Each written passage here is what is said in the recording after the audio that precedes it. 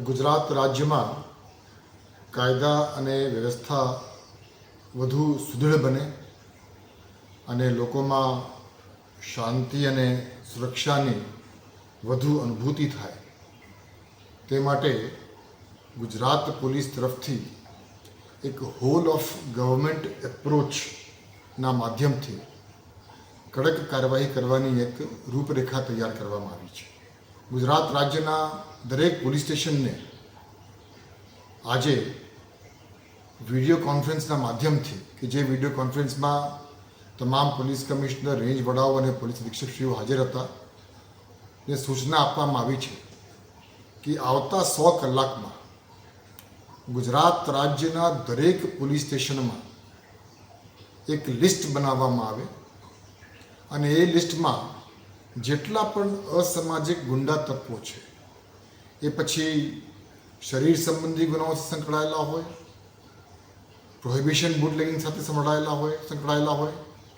જુગાર સાથે સંકળાયેલા હોય, મિલકત સંબંધી હોય, ખંડણી વિરાવણી હોય, એ તમામ પ્રકારના અસામાજિક કૃત્ય કરનાર વ્યક્તિઓની યાદી દરેક પોલીસ સ્ટેશનમાં આવતા 100 કલાકમાં તૈયાર કરવા માટે સૂચના દરેકને આપવામાં આવી છે. 100 કલાકની અંદર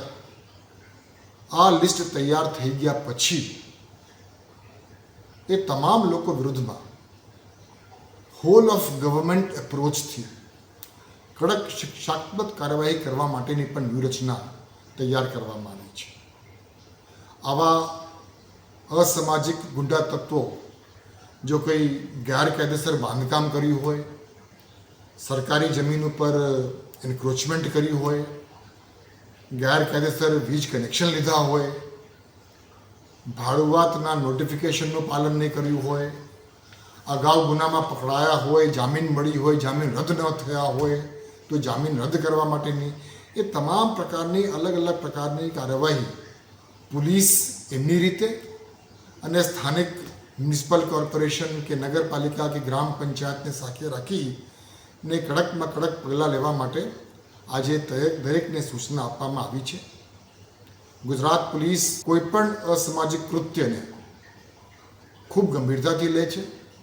અને ખાસ કરીને એવા પ્રકારના બનાવો જ્યારે બની જાય છે કે જેના કારણે આમ જનતામાં એક ભયની લાગણી ફેલાય છે, તે ખૂબ ગંભીર બાબત બની જાય છે. એટલે આ પ્રકારની પ્રોએક્ટિવ પોલીસિંગના માધ્યમથી જે લોકોની વિરુદ્ધમાં એવા પ્રકારનો ભૂતપૂર્વમાં ઇતિહાસ રહ્યા છે, એ તમામ લોકોને શોધીને એનો ડોસિયર તૈયાર કરી અને એના વિરુદ્ધમાં તાત્કાલિક